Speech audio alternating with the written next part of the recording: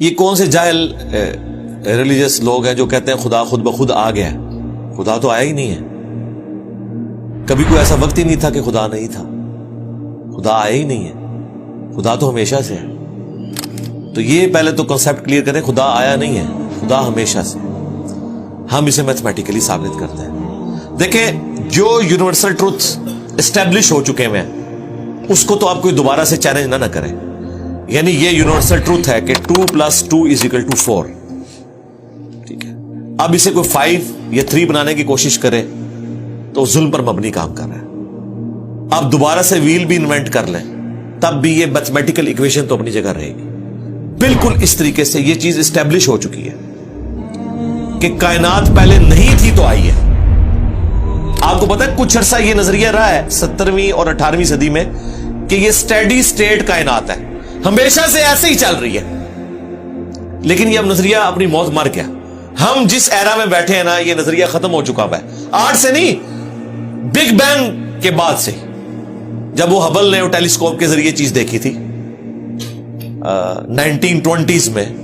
Hubble آپ کو پتا ہے بہت بڑا سائنٹسٹ تھا امریکہ میں. اس نے ٹیلیسکوپ کے ذریعے جب یہ سٹارز کی موومنٹ دیکھی, اس کے اوپر میری تفصیلی ویڈیو بھی ہے, بلیک ہولز کے اوپر بھی آپ دیکھ لیں, اور فرام کریشن ٹو کریٹر بھی دیکھ لیں. اس میں نے بتایا تھا ہو از اللہ, اس میں بھی بتایا تھا. ہدایہ وکٹری چینل کے اوپر ہمارے بھائی نے دیکھیں کس طرح اس پہ ویلیو ایڈیشن کی ہے, وہ ساری ویڈیوز ہیں. تو ہبل نے یہ دیکھا کہ کائنات میں جتنے بھی یہ اجرام فلکی ہیں, یعنی آسمان پہ جتنے آپ کو سیارے ستارے نظر آ رہے ہیں نا, ان میں ایک کامن چیز یہ ہے کہ سب ایک دوسرے سے دور جا رہے ہیں. اور اس کے لیے اس نے اسپیکٹرم جب ڈرا کیا, اسپیکٹرم جب گریجولی کسی چیز کا لائٹ کا اسپیکٹرم ریڈ کی طرف شفٹ ہو, اٹ مینز کہ وہ آپ سے دور جا رہی ہے. تو یہ چیز لاجیکل تھی کہ جب یہ دور جا رہی ہے تو اس کو ٹائم میں ریورس کیا جائے تو کسی ایک جگہ سے شروع ہی ہوگی. یعنی میں ہاتھ میں کچھ بالز پکڑوں اور انہیں یوں پھینکوں, سارے ایک دوسرے سے دور جائیں گے. اور یہ ایک یونیورسل ٹروتھ ہے کہ یہ دور اس لیے جا رہے ہیں کہ کہیں ایک جگہ سے یہ سٹارٹ ہوئے تھے. یہ تو ایک نیچرل چیز ہے. اچھا, انہوں نے کہا کہ اگر ہم ٹائم کو ریورس کریں اور ایسے پوائنٹ پہ پہنچیں کہ جہاں سے یہ چیز سٹارٹ ہوئی تھی, تو اس کو سائنٹسٹ نے نام دیا کہ وہ ایک ایسا پوائنٹ تھا کہ جس کی ڈینسٹی انفینٹ تھی, نہ ختم ہونے والی, اور والیوم 0 تھا. والیوم 0 ہے اور ڈینسٹی انفینٹ ہے.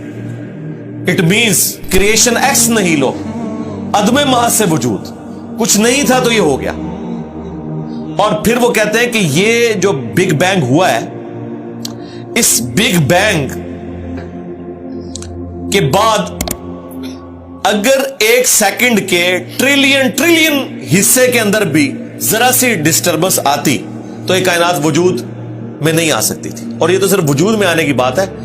پھر جو billions of fine tunings planet earth کے اوپر موجود ہیں, ہر سیارے کے اعتبار سے ہیں, زمین کا سورج سے فاصلہ, پھر ان کی گریویٹیشنل فورس, ان کی موومنٹ, سپیڈ, یہ تو ایک پوری ایک سمجھ لیں ایک ایسی فیلڈ ہے جس میں انسان جا کے گم ہو جاتا ہے.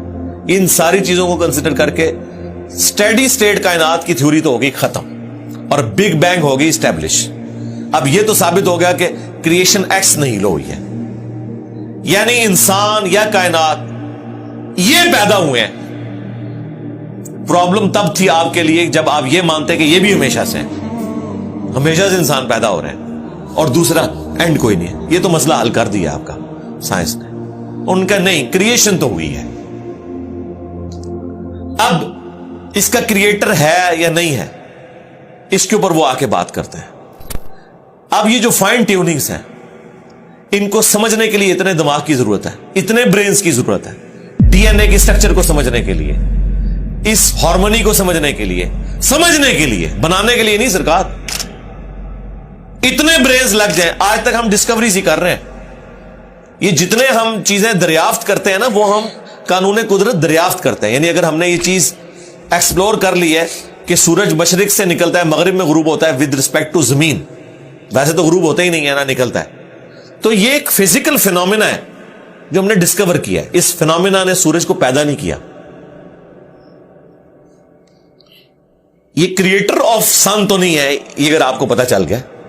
انڈے میں سے چوزا نکلتا ہے, اور چوزا اتنے عرصے کے لیے انڈے کو آپ گرمائش میں رکھتے ہیں 22 دن کے لیے مرغی کے نیچے یا کسی مشین میں. تو اس انفارمیشن نے چوزے کو پیدا نہیں کیا, بلکہ یہ چوزے کے پیدا ہونے کے بارے میں انفارمیشن ہے. آپ اس کے اندر مزید چلے جائیں, جتنا ڈیپ ڈگ کرتے جائیں, الٹیمیٹلی آپ کی ایک انفارمیشن ایڈ ہوگی. یہ نہیں ہوگا کہ آپ کو یہ پتا چل جائے کہ اس نے پیدا کیا. وہ تو مرغی کو خود نہیں پتا جو پیدا کرنے والی ہے, کروکوڈائل کو, ایلیفینٹ کو یہ پتہ ہی نہیں میرے اندر کیا کیا کوالٹیز ہیں. جس کو یہ پتہ ہی نہیں میرے اندر کیا کوالٹیز ہیں, انسان کو نہیں پتا ابھی تک میرے اندر کیا کوالٹیز ہیں. یہ تو بھی سائنس تھوڑا بہت آپ کو ایکسپلور کر رہی ہے. تو کریٹر تو ہم ان کوالٹیز کی ہے ہی نہیں ہے. اور پھر پیچھے ایک برین اس اعتبار سے ہے کہ وہ ایک آرگنائز طریقے سے, اور یہ بھی چیز ڈیفینیٹلی فیزیبلٹی کے تحت آپ سمجھیں میتھمیٹکس میں اسٹیبلش ہو چکی ہے کہ یہ پورے ایک آرگنائز طریقے سے جو چیز چل رہی ہوتی ہے اس کے پیچھے ایک برین ضرور ہوتا ہے.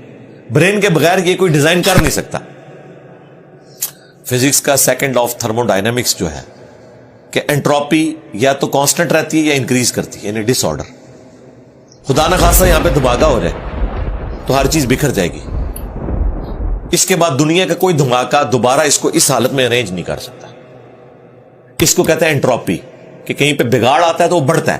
یہ ہو سکتا ہے کہ مزید آپ لوگ لائیں تو یہ بگاڑ اور بڑھتا جائے, یا جتنا ہے اتنا ہی رہے, واپس آرگنائز نہیں ہو سکتا جب تک کہ دوبارہ سے انٹروین کر کے آپ یہ کرنا. جس طرح وہ زیارت میں انہوں نے محمد علی جناح کے وہ سارے وہ میوزیم تباہ کر دیا تھا دہشت گردوں نے, تو دوبارہ سے انہوں نے بنایا, تو خود بخود تو نہیں بنا.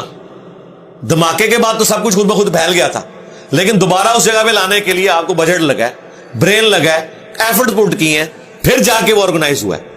تو اس کا مطلب ہے آرڈر بنانے کے لیے برین چاہیے ہوتا ہے, ڈس آرڈر کے لیے کوئی مسئلہ نہیں. اور ڈس آرڈر کے بعد دوبارہ آرڈر بن جائے اس کے لیے برین چاہیے. سرکار یہ کون سا ڈس آرڈر ہے, یہ کون سا بگ بینگ ہے؟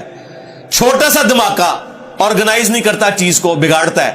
اور اتنا بڑا دھماکہ اتنا بڑا آرڈر لے آیا ہے کہ پلانٹ ارتھ کے اوپر 2 ملین سے زیادہ اسپیشیز ہیں. ایک ایک اسپیشی کے اوپر آپ زندگی گزارے, آپ صرف اس کی عادتیں ہی نہیں بتا سکتے کیا ہیں. یہ تو چھوڑ دیں کہ یہ بنی کیسی ہے. تو یہ تو ایک نہ ختم ہونے والا سلسلہ ہے. تو یہ برین تو اسٹیبلش ہے. اب اگلا سٹیپ یہ ہے کہ یہ جو برین ہے, وہ رچرڈ ڈاکنز بھی کہتا ہے نا دا گاڈ ڈیلوژن میں, جب فریڈ ہائل کا جملہ اسے کوٹ کیا گیا نا, فریڈ ہائل ایک بہت بڑا سمجھے فلاسفر بھی تھا, سائنٹسٹ بھی تھا. اس نے کہا تھا کہ انسان کا بن جانا خود بخود یہ اسی طرح کا فینومینا ہے, یہ اس سے بڑھ کر کمپلیکس فینومینا ہے کہ کوئی شخص یہ کلیم کرے کہ کوئی ہوائی جھکڑ ٹورنیڈو چلا اور اس نے کوڑے کباڑ کے ڈھیر سے مٹیریل اٹھایا اور ایک بوئنگ 747 تیار کر دیا. یہ دنیا کا کوئی پاگل بیوقوف آدمی بھی یہ بات نہیں مانے گا. اس کو چھوڑ دے, ایک بال پوائنٹ بننے کو کوئی نہیں مانے گا. تو اس نے کہا اس سے کمپلیکس چیز انسان ہے, اس کو تم یہ مانے ہو کہ خود بخود بن گئی ہے بغیر کسی برین کے. اچھا, تو اس کا جواب آپ کو پتا ہے رچرڈ ڈاکنز نے کیا دیا؟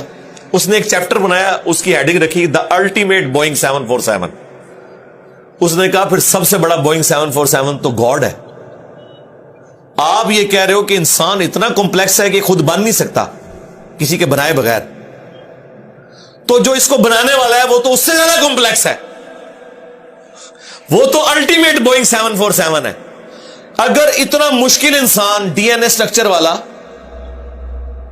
یہ آپ کہتے ہو خود نہیں بنے گا, اس کو کوئی بنائے گا, تو جس نے اسے بنایا ہے وہ تو اس سے زیادہ کمپلیکس چیز ہے, تو اس کا بھی کوئی کریٹر ہونا چاہیے. تو ہم نے کیا کہا تھا, رکو ذرا صبر کرو, for the sake of argument ہم تمہاری بات کے ساتھ ایگری کرتے ہیں, لیکن آگے چل. ہاں, وہ جو کریٹر ہے جس نے ہمارے کریٹر کو بنایا ہوگا تو یقیناً وہ ہمارے کریٹر سے بھی زیادہ کمپلیکس کریٹر ہوگا, تو پھر اس کا بھی کوئی کریٹر ہونا چاہیے. اب تو قیامت تک لگا رہا ہے, یہ ایکویشن کہیں ختم نہیں ہوگی تا وقت کہ کوئی ایک کریٹر ایسا ہو جسے کسی نے نہ بنایا ہو.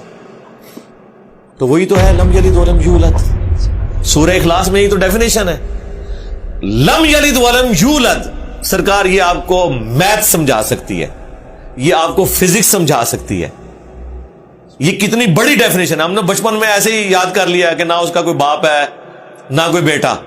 نہ یہ تو ہم ایک اخلاقی سے ترجمہ کر رہے ہیں نا. تو ایکچوئل ترجمہ ہے کہ نہ وہ خود کسی سے نکلا ہے نہ اس سے کوئی نکلا ہے, وہ ہمیشہ سے ہے.